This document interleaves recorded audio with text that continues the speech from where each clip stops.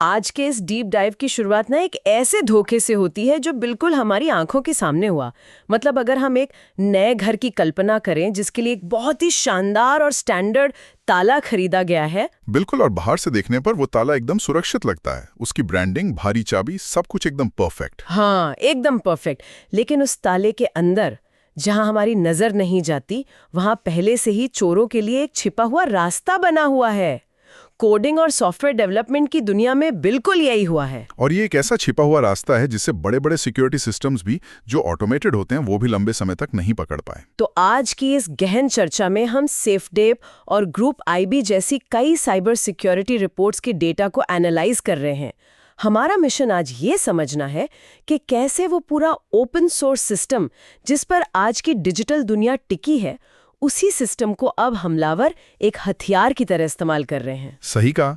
और इसकी शुरुआत होती है उस घटना से जिसने इस पूरी चर्चा को जन्म दिया। हाँ, एनपीएम रजिस्ट्री वाली घटना। जी।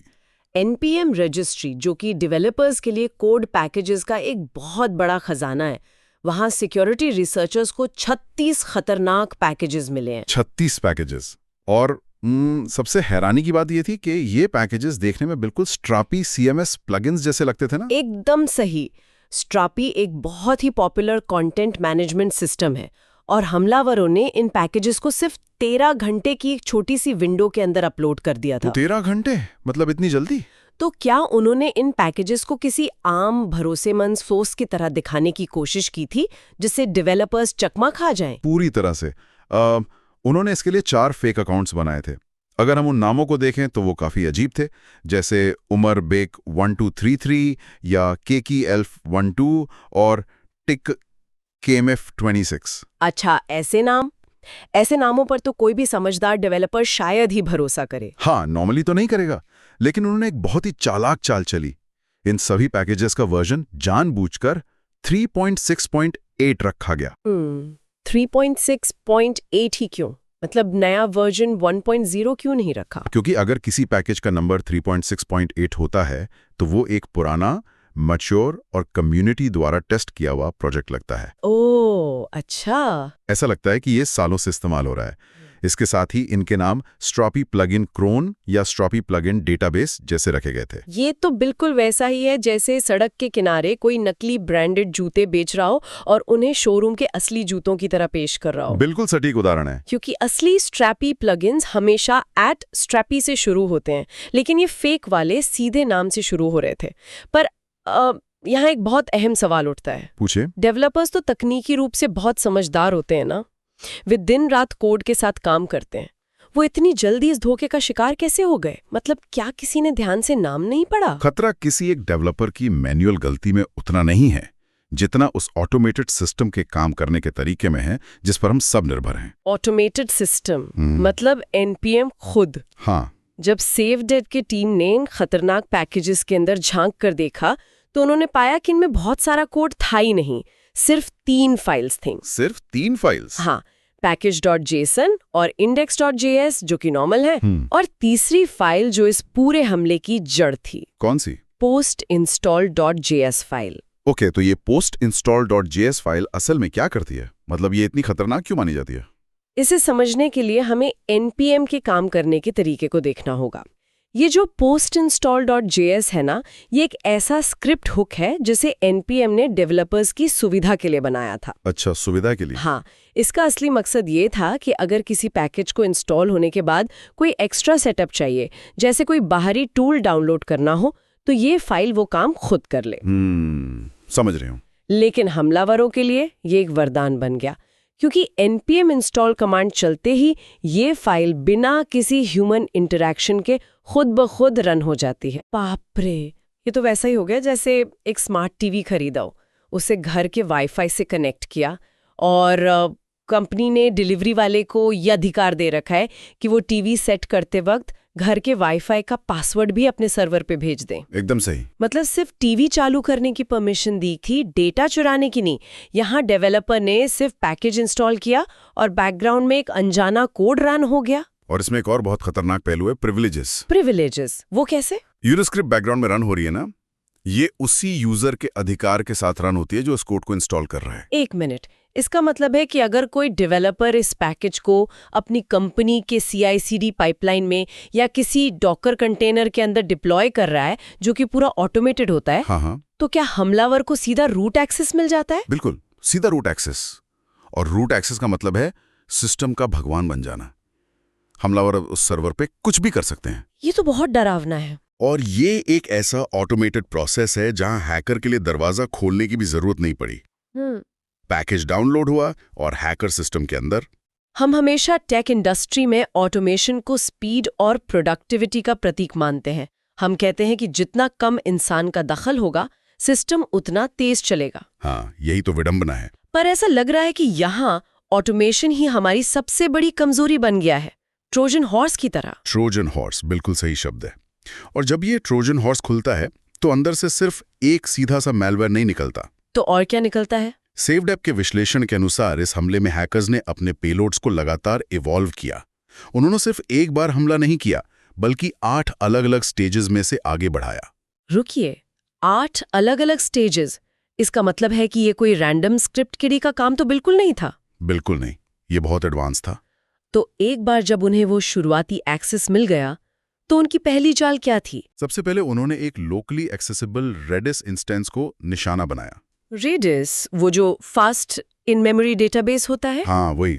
वहां उन्होंने एक क्रोन टैब एंट्री इंजेक्ट की। Crontab entry. जो लोग नहीं जानते उनके लिए, क्या इसे हम एक डिजिटल अलार्म क्लॉक की तरह समझ सकते हैं, जो सर्वर को निर्देश देती है कि हर एक मिनट में फला काम करना है? बहुत अच्छे से समझाया आपने। हाँ, उन्होंने इस डिजिटल अलार्म क्लॉक में एक कमांड सेट कर दिया कि रिमोट सर्वर से एक शेल स्क्रिप्ट डाउनलोड करो और उसे रन करो। अच्छा, ताकि अगर कोई एडमिन उस खतरनाक फाइल को डिलीट भी कर दे तो अलार्म फिर से बजेगा और फाइल फिर से डाउनलोड हो जाएगी। बिल्कुल, परसिस्टेंस बनाया करने के लिए। इसके बाद उन्होंने PHP और Node.js रिवर्स शेल के जरिए स्ट्रॉपी की पब्लिक अपलोड्स डायरेक्टरी में घुसने की कोशिश की। Reverse shell?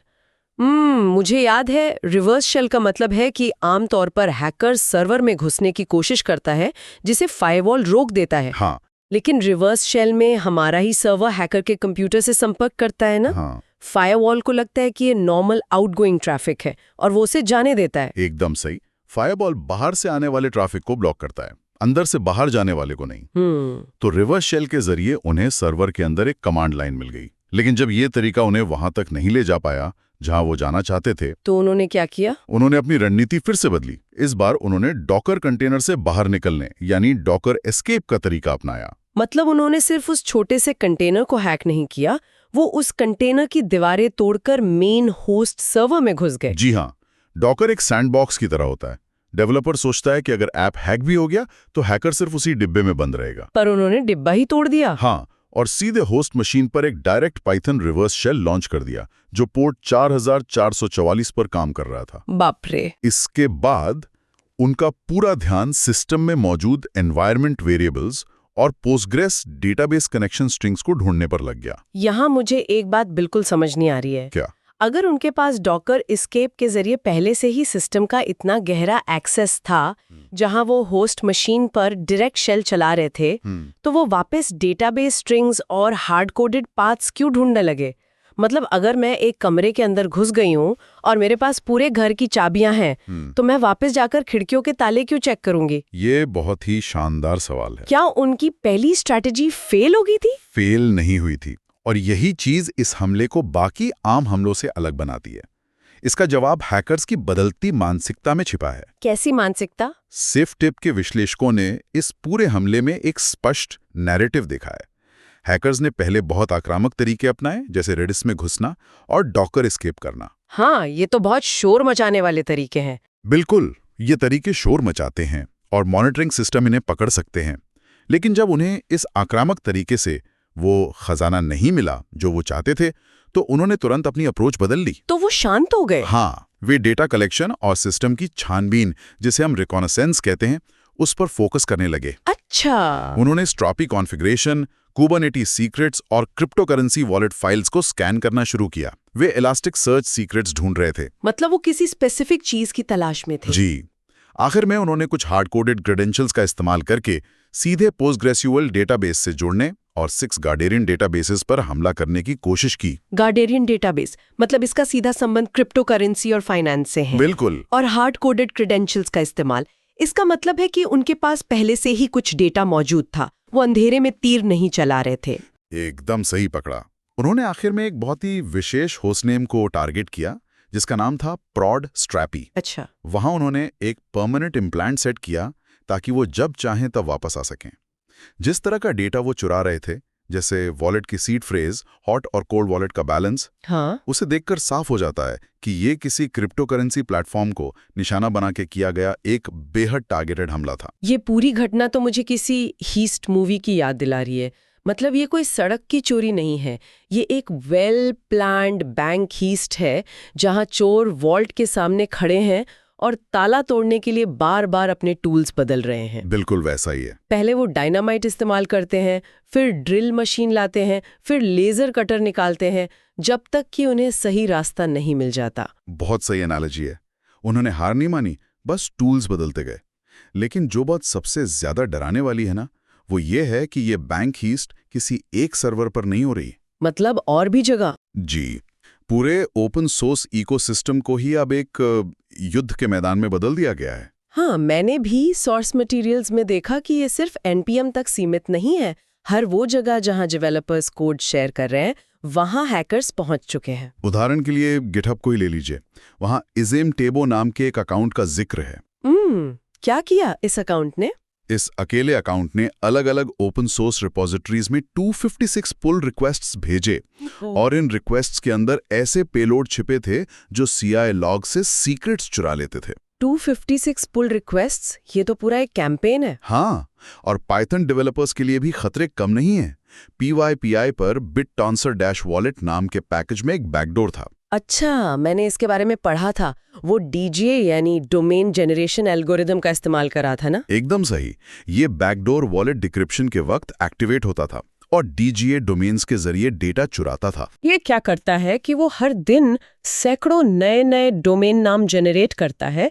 Security team block करते करते थक जाएगी, लेकिन वो हर दिन एक नए रास्ते से डेटा चुराता रहेगा। ये बहुत ही गजब की तकनीक है। हाँ, ये बहुत ही एडवांस लेवल का मालवेयर है और उसके पीछे अक्सर बड़े थ्रेड ग्रुप्स होते हैं। जैसे कि एक MGMSC नाम का NPM पैकेज मिला था। इसका क्या कनेक्शन था? इसका नाता north Korean threat cluster UNC 1069 से बताया गया। ये विंडोज पर वेव शेपर पावरशेल ड्रॉपर भेजता था। सच में? नॉर्थ कोरिया तक के हैकर्स NPM पैकेजेस का इस्तेमाल कर रहे हैं? बिल्कुल। लेकिन इन सब में ना जिस चीज़ ने मुझे सबसे ज़्यादा हैरान किया वो था आयोलाइट लैब्स के विजुअल स्टूडियो कोड यानी VS कोड एक्सटेंशंस का मामला। ओह, वो वाला केस। हाँ। मतलब मैंने सोर्स में पढ़ा कि इनके जो एक्सटेंशंस थे वो 2018 से बिल्कुल डोमेंट यानी निष्क्रिय पड़े थे। जी, 8 साल से। 8 साल से कोई अपडेट नहीं, कोई हलचल नहीं। और फिर अचानक 25 मार्च 2026 को इन्हें अपडेट किया गया ताकि ये बैकडोर लॉन्च कर सके। और उस समय तक पता है इन एक्सटेंशंस के 27,500 इंस्टॉल्स हो चुके थे। 27,000। यही बात मेरा दिमाग खराब कर रही है। क्या हमलावर एक स्लीपर एजेंट की तरह 8 साल तक सिर्फ एक सही मौके का इंतजार कर रहे थे? ऐसा ही लगता है। मतलब 2018 में किसी ने एक्सटेंशन बनाया, उसे पॉपुलर किया और फिर 8 साल बाद उसे हथियार में बदल दिया। इतनी लंबी प्लानिंग। ये साइबर हमलों के बदलते स्वरूप का सबसे बड़ा सबूत है। हम तो हैकर्स को ऐसा मानते हैं कि वो रातों रात सिस्टम हैक करके पैसे मांगते हैं, लेकिन ये तो किसी इंटेलिजेंस एजेंसी के काम करने का तरीका लग रहा है। वे कम्युनिटी का भरोसा जीतते हैं और धैर्य के साथ सालों तक इंतजार करते हैं। बिल्कुल। इसी तरह खनगेम फास्ट ट्रैक एक्सटेंशन के मामले में एक ही पब्लिशर साफ और खतरनाक दोनों तरह के वर्जन एक साथ निकाल रहा था, ताकि किसी को शक ना हो। बिल्कुल, ये एक सोची समझी सप्लाई चेन रणनीति थी। तो जब स्लीपर एजेंट्स 8 साल पुराने कोड में छिपे हो सकते हैं, जब 36 पैकेज कुछ ही घंटों में अपलोड हो सकते हैं, तो फिर आम डेवलपर्स खुद को कैसे बचा सकते हैं? क्या इसका कोई समाधान है? समाधान है, लेकिन इन हमलों के खिलाफ बचाव के तरीके बहुत सख्त हैं। कितने सख्त? एक्सपर्ट्स की स्पष्ट सलाह है कि अगर किसी भी डेवलपर ने इन 36 खतरनाक पैकेजेस में से एक को भी इंस्टॉल किया है तो उन्हें पूरी तरह मान लेना चाहिए कि उनका सिस्टम कॉम्प्रोमाइज हो चुका है। इसे साइबर सिक्योरिटी की भाषा में अस्यूम कॉम्प्रोमाइज कहते हैं। लेकिन क्या ये सच में इतना एब्सोल्यूट है? मतलब? मेरा मतलब है, मान लीजिए किसी से गलती से गलत NPM पैकेज डाउनलोड हो गया, तो क्या हमें अपने पूरे सर्वर और नेटवर्क को जला हुआ यानी पूरी तरह बर्बाद मान लेना पड़ेगा? हाँ, आपको मानना पड़ेगा। क्या हम सिर्फ उस पैकेज को डिलीट करके काम नहीं चला सकते? सुनने में ये थोड़ा एक्सट्रीम लग सकता है, लेकिन सच यही है, क्योंकि जैसा कि हमने postinstall.js के बारे में चर्चा की, वो स्क्रिप्ट सिस्टम में रूट लेवल तक पहुंच बढ़ा लेती हैं। हाँ, ये तो है। वे सिर्फ एक फाइल नहीं छोड़ते, वे बैकडोर बनाते हैं, एनवायरनमेंट वेरिएबल्स पढ़ते हैं। इसीलिए बचाव का एक ही रास्ता है, सभी क्रेडेंशियल्स और पासवर्ड्स को तुरंत रोटेट करना। मतलब सब कुछ बदलना पड़ेगा। सब कुछ। एक्सजॉगिनी जैसी संस्थाओं का उदाहरण देख लीजिए, जिन्होंने इंसिडेंट के बाद न सिर्फ पासवर्ड बदले बल्कि नए सिक्योरिटी कंट्रोल्स भी लगाए। ये तो बहुत महंगा और समय लेने वाला काम है। लेकिन इसके अलावा कोई विकल्प नहीं है। ये मजबूरी और ये डर एक ऐसी समस्या की तरफ इशारा करते हैं जो आने वाले समय में पूरे इंटरनेट की नींव ही हिला सकती है। बिल्कुल। और फरवरी 2026 की ग्रुप आईबी रिपोर्ट इस पूरे विश्लेषण को एक बहुत ही डरावने निष्कर्ष पर लाती है। उस रिपोर्ट में क्या कहा गया है? उस रिपोर्ट के अनुसार सॉफ्टवेयर सप्लाई चेन अटैक्स अब ग्लोबल साइबर थ्रेट लैंडस्केप को बदलने वाली सबसे बड़ी डोमिनेंट ताकत बन गए हैं। इसका मतलब है कि हैकर्स अब सीधे बड़ी कंपनियों से नहीं लड़ते। हाँ, वे ओपन सोर्स सॉफ्टवेयर, एनपीएम, पाईपीआई और सास प्लेटफॉर्म्स को हैक करके डाउनस्ट्रीम ऑर्गेनाइजेशंस का इनहेरिटेड एक्सेस ले लेते हैं। मतलब एक छोटी सी लाइब्रेरी में किया गया बदलाव पूरी दुनिया की कंपनियों को हैक कर सकता है। ऐसा लगता है कि हम अपनी सबसे अहम इंफ्रास्ट्रक्चर बनाने के लिए अनजान लोगों के लिखे हुए कोड की एक लंबी कड़ी पर आंख बंद करके भरोसा कर रहे हैं। एकदम सही। ये अब एक सेल्फ रीइंफोर्सिंग इकोसिस्टम बन गया है, जहां automated malware, worms, development pipelines को ही मालवेयर डिस्ट्रीब्यूशन का चैनल बना रहे हैं। तो आज की इस पूरी चर्चा से एक बहुत ही अहम सवाल सामने आता है जो सोचने का विषय है। वो क्या? अगर पूरा ओपन सोर्स इकोसिस्टम डेवलपर्स के आपस के विश्वास पर टिका है और हमलावर अब इसी विश्वास का उपयोग करके इसे एक हथियार बना रहे हैं, तो क्या आने वाले वक्त में ओपन सोर्स का सुनहरा दौर खत्म हो जाएगा? ये बहुत ही गंभीर सवाल है। क्या हर कंपनी को मजबूरन अपने दरवाजे बंद करके हर एक कोड खुद लिखना पड़ेगा? ये एक ऐसी दिशा है जो पूरे टेक विश्व का नक्शा बदल सकती है। इसी विचार के साथ हम आज का ये डीप डाइव यहीं समाप्त करते हैं। बिल्कुल। सिक्योरिटी और सुविधा के बीच का यह संतुलन अब सबसे बड़ी चुनौती है। एकदम सही। और याद रखिए, ताला चाहे बाहर से कितना भी मजबूत लगे, उसकी असली जांच अंदर छिपे रास्तों से होती है।